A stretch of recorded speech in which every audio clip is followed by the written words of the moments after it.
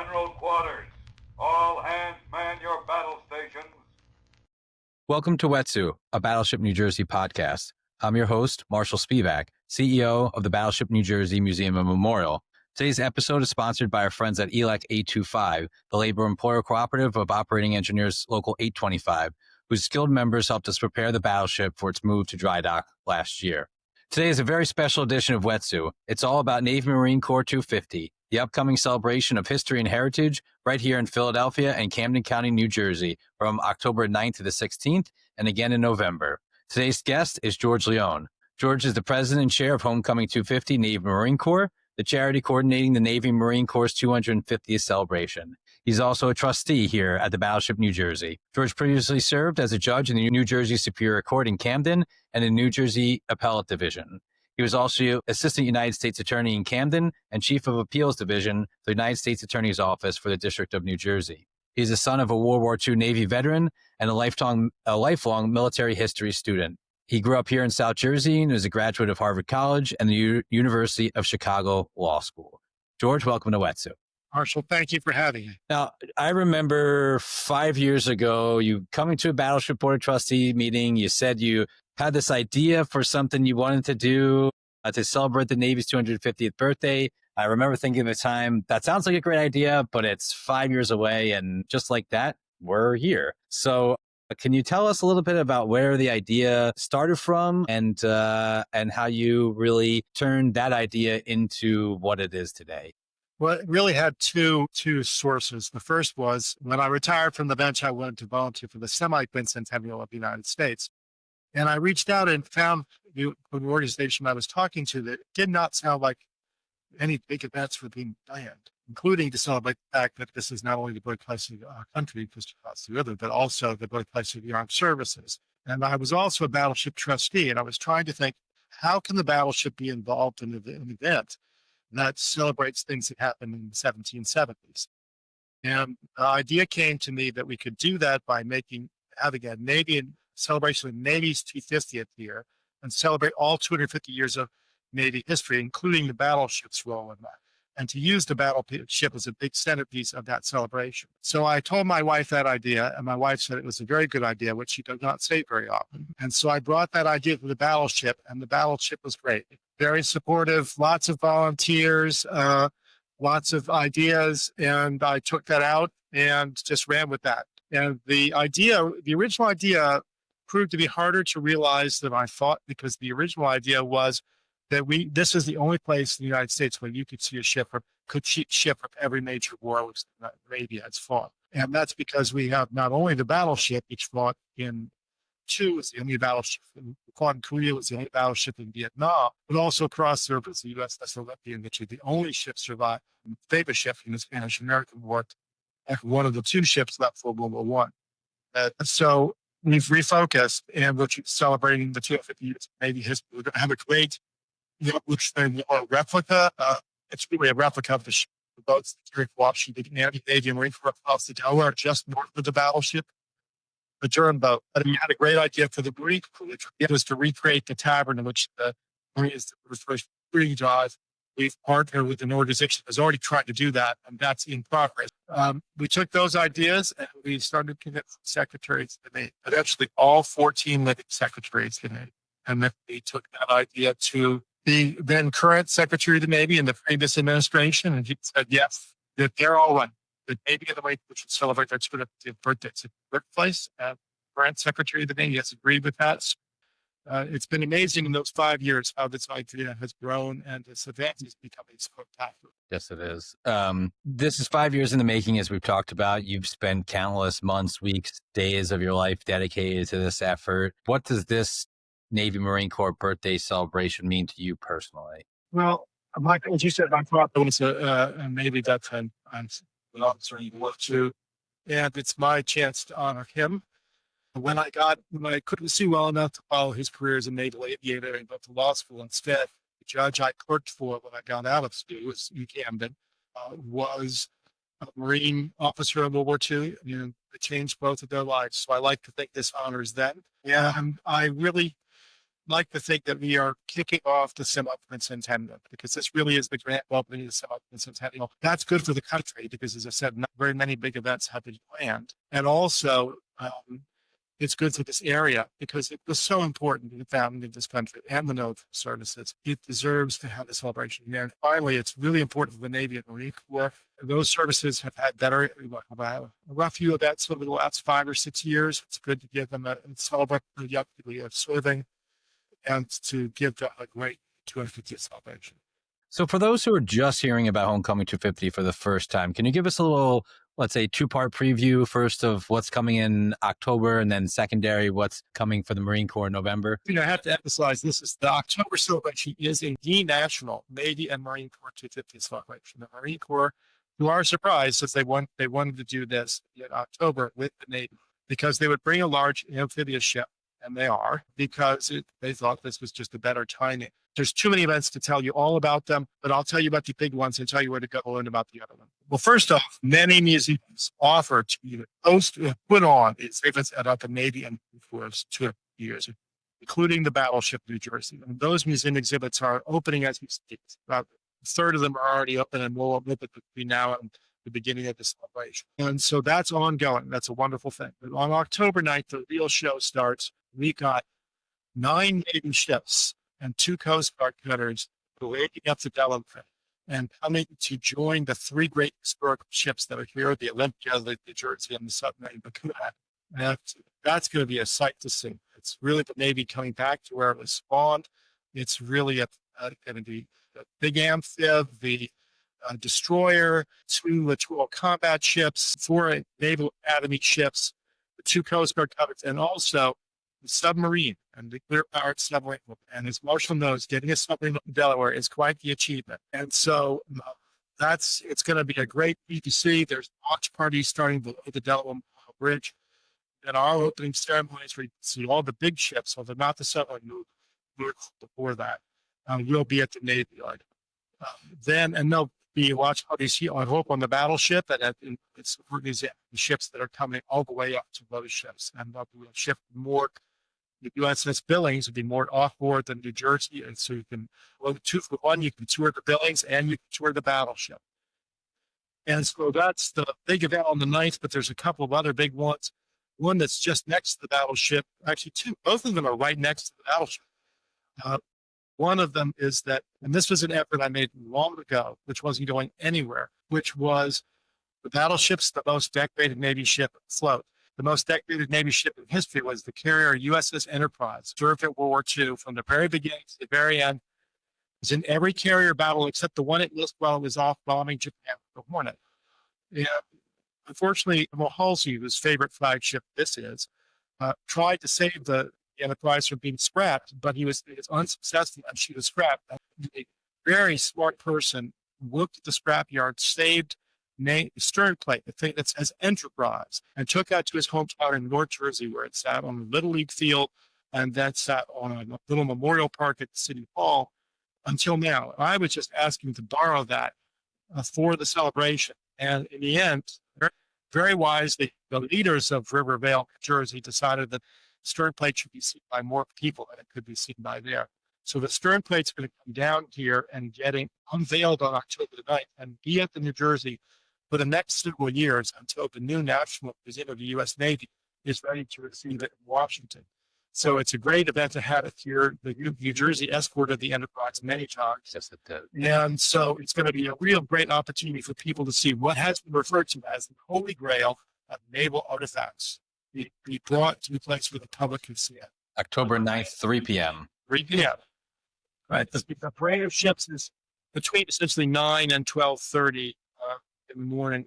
And then the third event that's happening right next to New Jersey is the preview the American Revolution and new documents in the series being released in November by Ken Burns. Very excited for that. When he heard that we were doing this, he said, I have to prove you on the series during your festivities. So that'll be happening right next to the Battleship Mortgage quickly and starting at 7. Hopefully you can wander by earlier and go to the Battleship, which I believe will be open at 6.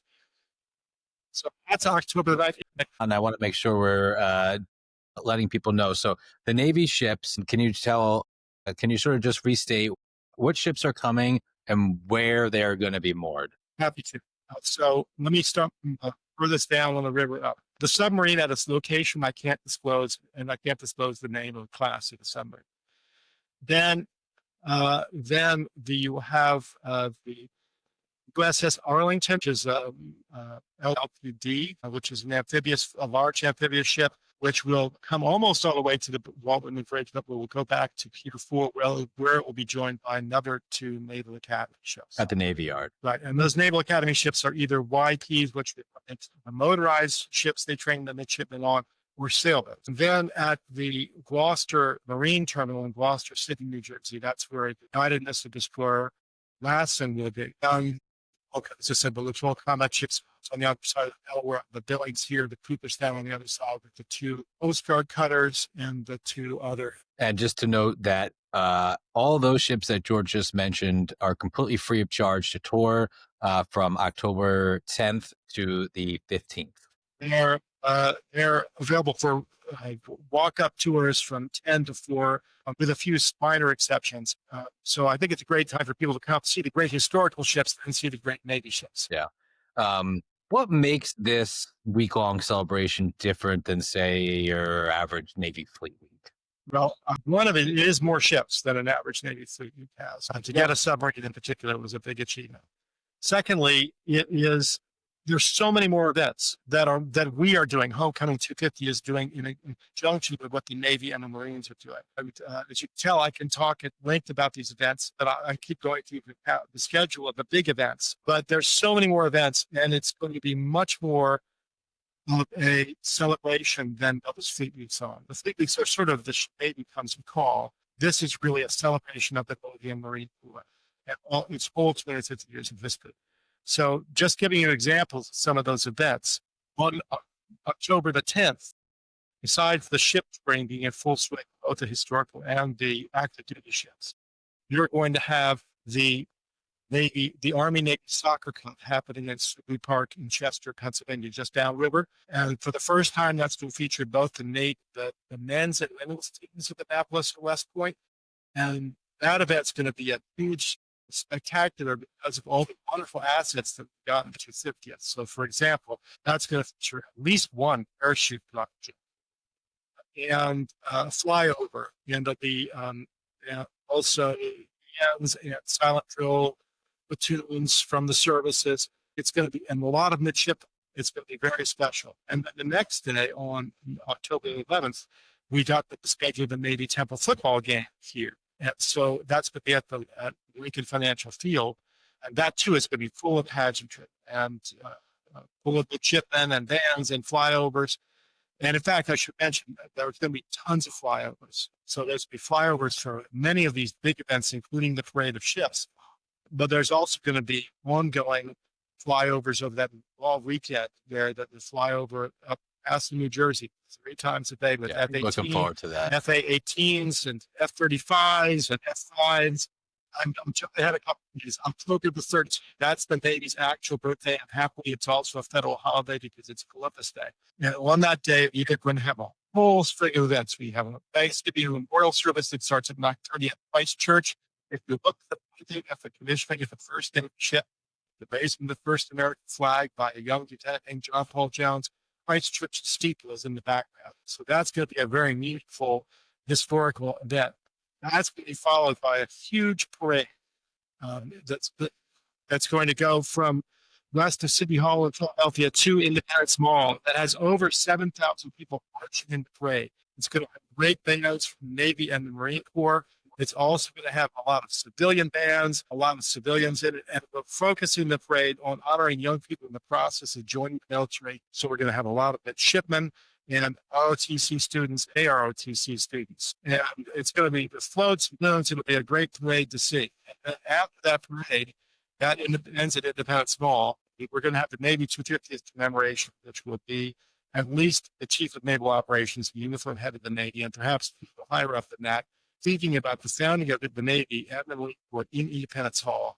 The Blue Angels are going to fly over Independence Hall. And that's going to be a really special. That's going to be a sight to see. It's very exciting to see. So we're really grateful for all the support we're getting in Marine Corps.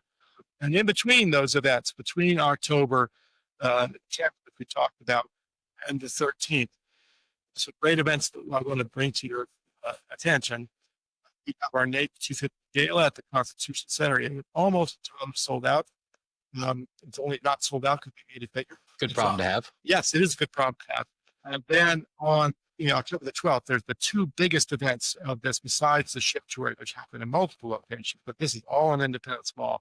We have an all veterans reunion picnic, which, like the parade, is designed to honor parade honors young people joining all the services, and the all veterans reunion picnic honors all veterans of all services. There'll be tents for the Air Force, the Space Force, and the Coast Guard, and the Army, as well as the Navy. And so that's going to go on. We have celebrity ship Irvine's movie dance and cooking competitions. There's food available for everybody. Open to fill Independence Mall with veterans. So we encourage all veterans to come to this. It's a great party. Once you're there, you can stay for the other big event of October 12th, that Sunday, which is the Victory at Sea concert, which is to honor both the Navy and the Peace Corps, and is going to feature the United States band from Washington, the best band in the Navy, and the Commandant's own Marine Drum and Bugle Corps, also from Washington, who are spectacular. Both are spectacular performers. They're going to be joined by Jim Lynam. Riggle is the MC for that. Who's a Marine and famous comedian, and that's going to be fireworks on Independence Mall. I don't want to forget to mention, we're going to have fireworks in the Delaware. So that's going to be our big events. You could see them from the Camden side. You could see them from the Philadelphia side. 5, 6 ships from the Navy and the Coast Guard. We're going to have great historic ships there. The fireworks will be bursting over that. It's a great climax to the Navy's. Yeah. And those fireworks you can view right here on the folks of the Battleship New Jersey, just like we do anytime there are fireworks on the river, which we're always excited about. Operating engineers are the men and women that move mountains. And the Engineers Labor Employer Cooperative, ELEC, puts them to work. They create opportunities for the men, women, and union signatory contractors of Local 825. Repaving our roads, keeping our homes bright and warm, and even building our favorite team stadium. We understand infrastructure. That's why ELEC and Local 825 are ready to get to work. I know there's also a lot of planned activities with various schools and community groups around this time. Can you tell us a little bit about what might be happening in some local schools on both sides of the river? Sure. We really wanted this to be an event for young people. We've put together a STEM competition between schools. So the students make little sailboats or submersibles, and we're going to have a competition to judge on October the 12th. We are going to also have school outreach where veterans and members of the military are going to go out to schools. One nice thing about the flyovers, they're going to fly over many of these schools, and also the Navy and Marine Corps are going to be landing helicopters at many schools, have flyovers at high school football games. So that's going to be spectacular, and it's a great way to involve young people. It's one of the reasons why we got into this is closure of the Navy base. The connection between this and the military has lessened. A lot of people don't know much about the military, and so we want to revive that. This was a Navy town for well over 200 years. It built the shipyards in the Delaware built some of the most important ships in Navy history from 1775 on. And so we really want to remind people this is the birthplace of the Navy. Tremendous history here. So we want to make sure we have educational things. And one of the things, educational things we're also doing is we're having an academic symposium. It's called Navigating the Past. And it's being hosted by the University of Pennsylvania and Rutgers University on both sides of the river. The first day in Penn will focus on the early Navy or up until Civil War. The second day will be on the Battleship New Jersey. That's where Rutgers host it. And it's going to be a great occasion for people to always on its battleship, but to learn more about Navy participation. Is there a particular event that you are most looking forward to? Oh, I love all events, but I have, despite my father, I have an aviation vet, despite being a trustee of the Battleship New Jersey. So I'm delighted with the aviation, all the aviation displays that are going to happen. Really grateful for the concert. The 4th of July concerts around here, at least, that's somehow lost connection to the 4th of July. And so this is a patriotic concert. We've got local performers participating. It's going to be a great combination.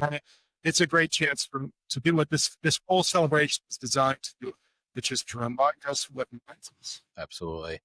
I like to ask you what I call a few lightning round questions. So Okay. I'm going to ask you some things. And I just want you to give me the answers. The first thing that pops in your head. If you could invite any historical Navy or Marine Corps figure to Homecoming 250, who would it be? It's a tie between John Adams, really went out of his way to found the Navy, as well as this country back in 1775. I think you're thrilled to see what had happened from his efforts.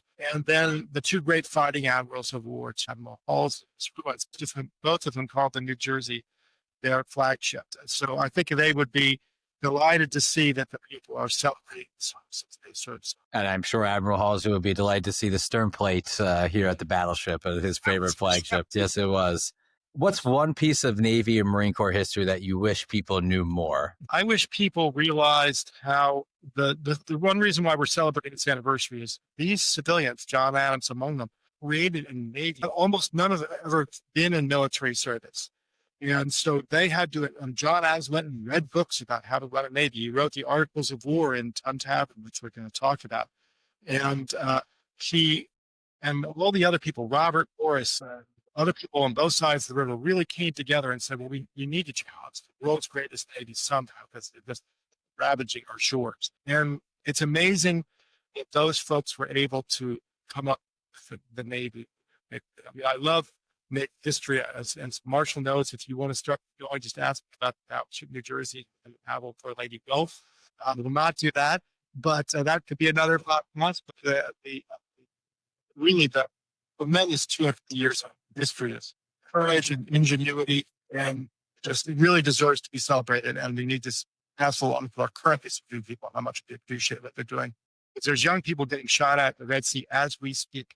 There's Marines who spend months of their lives in Okinawa, about as far from their homes as they could possibly get. The sacrifice these people are making. Absolutely. What's one tradition you hope will still be alive and well at the Navy and Marine Corps 500? Hopefully there's sort of a Starfleet equivalent by that. But there was a USS Enterprise on the Starfleet. So I think 250 years from now, I delighted them to hope that there will be a United States, that there will be a peaceful world, but if you have a Navy and Marine Corps, and I think the tradition I'd most like them to keep is selfless and service. That's what the military teaches everyone who goes into it, and it is a value that sometimes gets lost in the civilian environment. And lastly, if you could have had the opportunity to serve on any ship in the 250-year history of the Navy, which ship would that be? I'll say excluding the Battleship. We'll give you the out on that one. It might be the Enterprise. She was everywhere doing everything. There were periods where she was the only American carrier operational in the Pacific, the only thing that stood between Japan and further conquest. So although if you served on the Enterprise, I suppose your mortality rate might be a little higher than other ships, but I'd say that World War II was one of the two great moments for the United States Navy. The second most is the Civil War, which without the Navy, they would not have won the Civil War. But I think the Enterprise would be, excluding the New Jersey, the Enterprise would be a ship where I would have been honored to watch the entirety of World War II in the Pacific transport. I wanted to just fast forward a little bit and talk about what's happening in November as well, 150th anniversary of the United States Marine Corps. Can you tell us a little bit about what Homecoming250 has planned for the celebration of the Corps in November? Sure. As I mentioned earlier, when we went to the Marine, they surprised us. We were going to do a celebration that was mostly in October, partly equal in October and November. They said, no, we want to do it in October. But we've learned that Marines are by far the most traditional members of the armed services of the United States. They know their history very well, but care more for their traditions than anybody else does. And know precisely when their birthday is, which is November the 10th. So Homecoming 250 planned several big events on November the 10th. One of them is a ceremony that's going to happen at the grave of the first commandant. There's a Philadelphia Quaker, Samuel Nicholas, who took up arms for his country and got kicked out of his church as a result. But he is now buried, and he was the first Marine officer. He organized them before he's unofficially the first commandant. We're going to have a ceremony at his grave in November on November 10th. And I could mention there's going to be ceremonies for him in October as well. These Marines are very enthusiastic. Especially about their birthday. About their birthday and about Samuel Nicholas. And the second event we're going to do on November 10th is Marine Corps 250th commemoration, which will be similar to the Navy 250th commemoration I described. Here Marine Corps, at least the Lieutenant General, will be speaking in front of Independence Hall when the Continental Marines were founded, and next to Congress Hall, where the U.S. Marine Corps was founded. Hopefully, we'll have a Marine Corps fly over that. Following that very serious occasion, we had a wonderful celebration. And there's this huge block party around site here on the time that as I said, the Marines are founded in Independence Hall. I must prefer to think they were founded in the bar. So all Marines in training to boot camp to know that they were founded in 1775 in Philadelphia, Tom Tavern. They even trained to know what it looks like. But nobody tells them. They come up here to find it, but nobody told them that it was destroyed before the revolution was over. It was already a 9-year-old bar. So we are partnering with an organization to recreate Tom Tavern. That's taken a while. They've gotten the land. It's a great location, but it took a while to get the land and the money. It cost the raise the money for building the tavern. So it may not be started and certainly not completed, but I'm told it's the Marine Corps 250th birthday. Someone is finally rebuilding the ton. And there's beer. The Marines will come in large numbers to celebrate. Party. You're the original site of Ton Tavern and you're the future site of the Ton. That's going to be a great all-afternoon party. When we went out to people and we said, we want to have them maybe we could celebrate the 250th, we leveraged every part of Philadelphia's history with those services could, include the Battleship New Jersey theme here. And such a great ship with great connections to the Marine Corps. And one of the things we also said is, look, the first Marine Ball was here. That's in the 1920s. We formulated all the Marine Corps traditions and decided that they should start celebrating their birthday with a ball.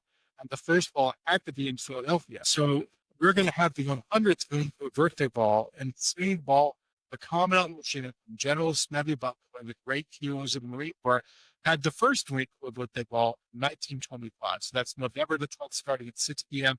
Marines love that history. And so those are our big 4 events, but there's lots of events planned. I know the Battleship New Jersey is going to be opening its Marquette Marine Detachment birthing area.